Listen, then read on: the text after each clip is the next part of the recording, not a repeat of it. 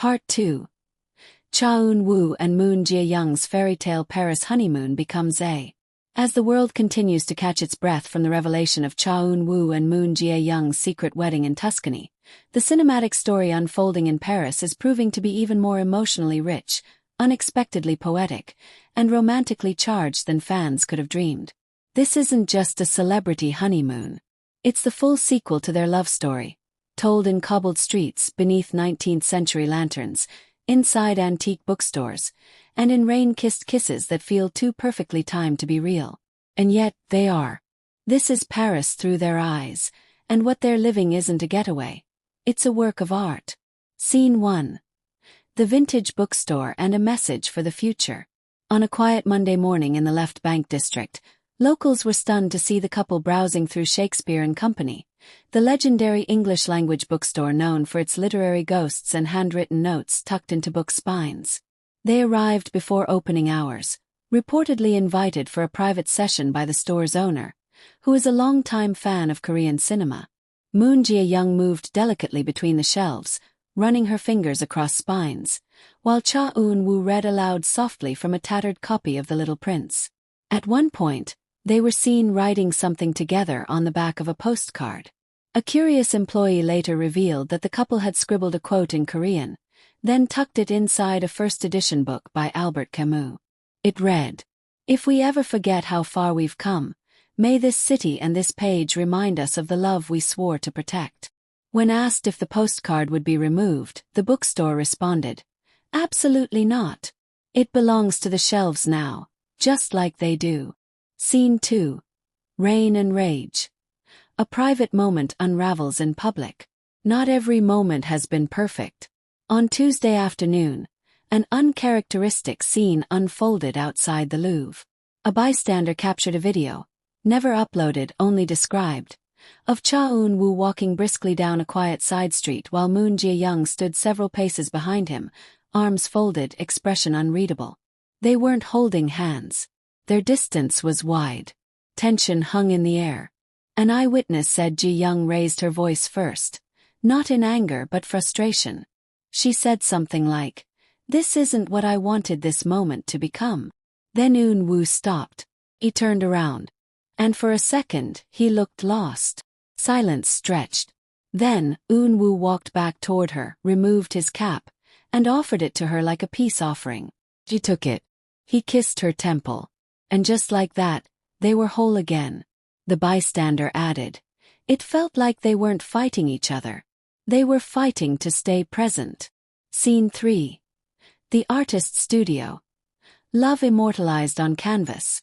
In the narrow alleyways of Montmartre, a painter named Henri Bellamy, famous for rejecting celebrity commissions, was approached by a man in sunglasses who asked if he accepted private sessions. At first, Bellamy declined. But when Moon Jae-young removed her scarf and smiled, he froze. They didn't want a portrait, he shared later. They wanted to be part of something timeless. Inside his tiny studio, the couple sat for over 2 hours. Eun-woo rested his hand on Jae-young's thigh while she leaned into his shoulder. They spoke little, just exchanged quiet glances as the canvas absorbed their stillness. The result? A charcoal sketch titled L'Étreinte Silencieuse, The Silent Embrace, now privately displayed in Bellamy's studio with a single inscription at the bottom in Hangul. "For the days we were nobody but yours." Scene 4. Dinner above Paris, a proposal redone. Though already married, insiders say Eun-woo planned something special, a symbolic second proposal to give Jae-young the moment they never had before their secret wedding. He booked the rooftop of Le Jules Verne, the Michelin-starred restaurant inside the Eiffel Tower. But he didn't go with extravagance. He brought in a handwritten letter, folded into the napkin, with a poem he'd written himself. They say Paris is the city of love. But for me, love is wherever you stop walking away. Marry me again tonight, this time with all the stars watching. Reportedly, Jae-young didn't say anything. She simply held out her hand, tears streaming silently, and he slipped a second ring, a thin band of platinum engraved with "First take, last take," onto her finger.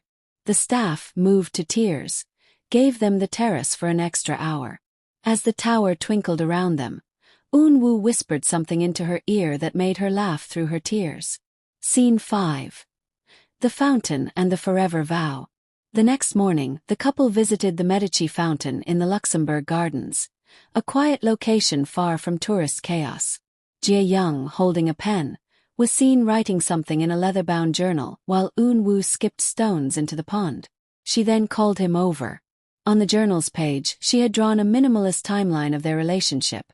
Meeting in 2020, filming True Beauty, secret late-night phone calls, their first fight, their first reunion. The Italy wedding. The last part was blank. "This is yours to write," she told him. Eun-woo smiled, took the pen, and scrawled 3 words in English. "Grow old here." They then tore the page out, folded it, and placed it under a loose stone near the fountain. Scene 6. Night at the Opera. A whispered promise. The couple were next spotted at the Palais Garnier, attending a performance of La Traviata. Seated in one of the upper balconies, they wore matching black, her in a velvet gown, him in a sharp dinner jacket. Throughout the performance they barely spoke. They held hands in silence, their eyes fixed on the tragic opera unfolding below. But during the final aria, when the heroine sings of love's fleeting beauty, Eun-woo was seen whispering into Jae-young's ear. A nearby spectator reported. She didn't react at first. Then she squeezed his hand so tightly it turned white. And when the curtain fell, she wiped her eyes with his sleeve. After the show, they exited through a side door, avoiding the crowds but not the magic. Scene 7. Final morning in Paris. A public kiss finally. As their Paris journey neared its end, the couple spent one last morning walking the Rue Claire, a charming open-air market street. Locals reported seeing them tasting cheese samples, choosing fresh baguettes, and joking with a flower vendor about peonies. But it was what happened outside the metro entrance that stunned everyone. Without warning, Eun-woo pulled Jae-young into a full, slow kiss, right there on the street, among strangers and morning bustle. Not a hidden kiss. No shy. Not protective. Just love. Undeniable. Visible. People clap. A woman cried. And Jae-young pulled away only to laugh, bury her face in his chest, and say in English, "Now the world knows." Closing montage. The final hours. That night, they reportedly returned to their hotel for a private dinner on the rooftop. No chefs. No photographers. Just them and a record player spinning Ella Fitzgerald under the stars. Eun-woo read from his travel notebook. Jae-young replied with song lyrics. They danced. They sat in silence. They held each other like it was still their first day. As the Eiffel Tower blinked in the distance, they toasted. "To the next chapter," she said.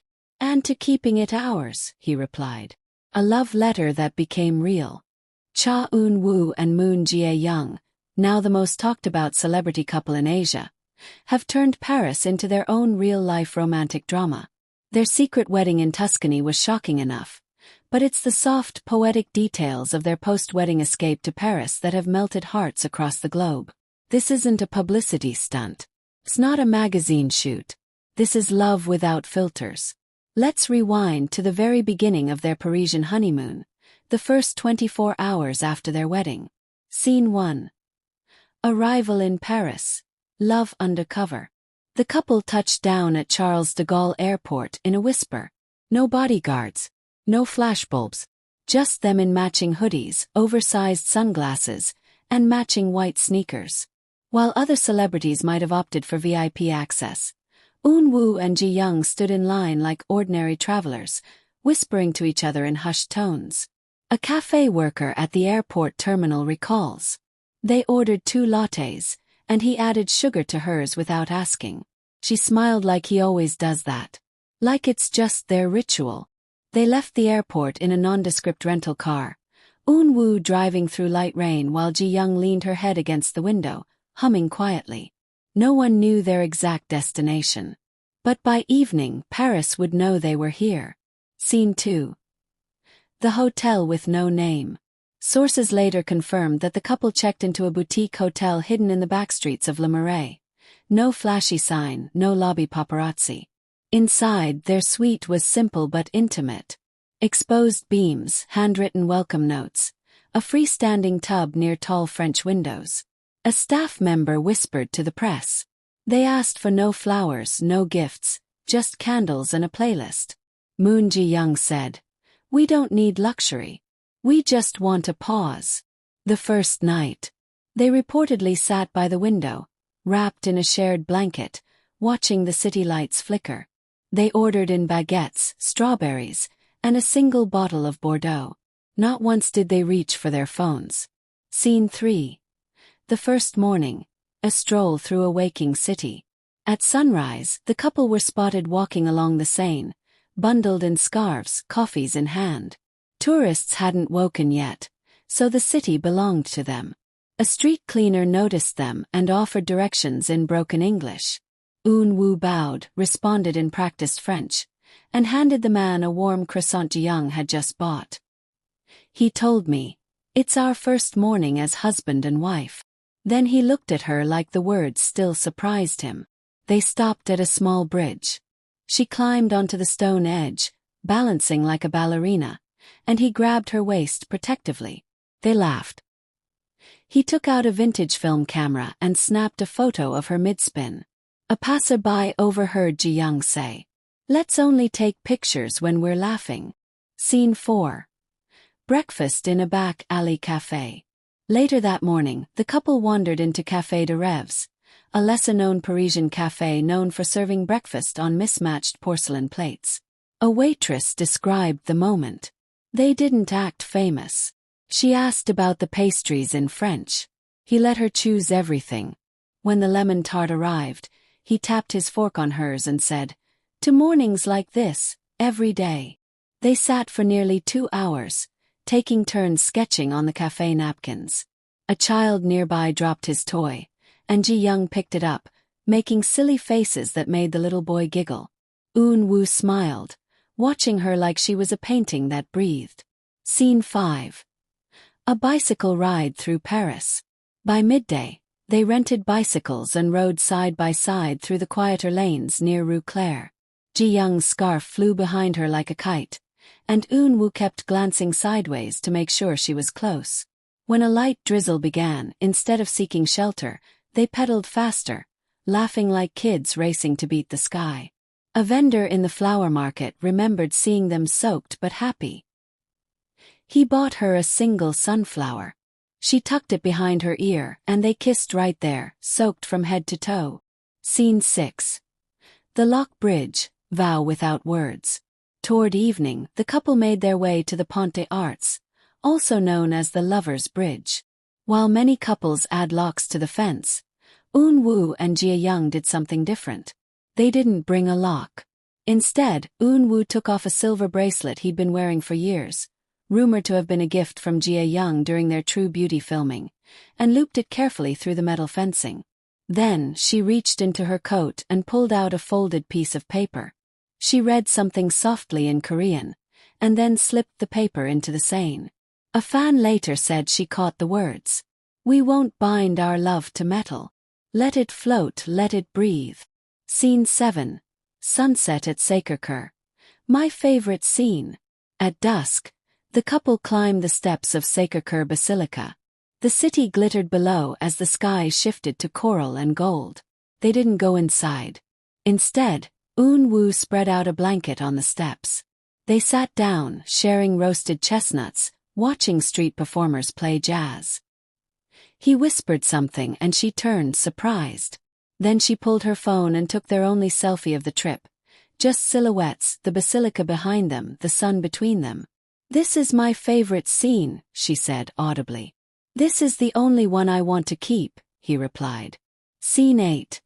The final moment of Part 1. A Promise in the Dark. Night fell. They walked back toward their hotel, passing a violinist playing Clair de Lune. Moon Ji-young paused, her eyes filling. Eun-woo stopped too.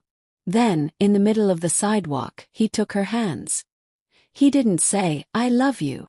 Instead, he leaned in and whispered in Korean, "If tomorrow ends this, today is enough." She closed her eyes and kissed him.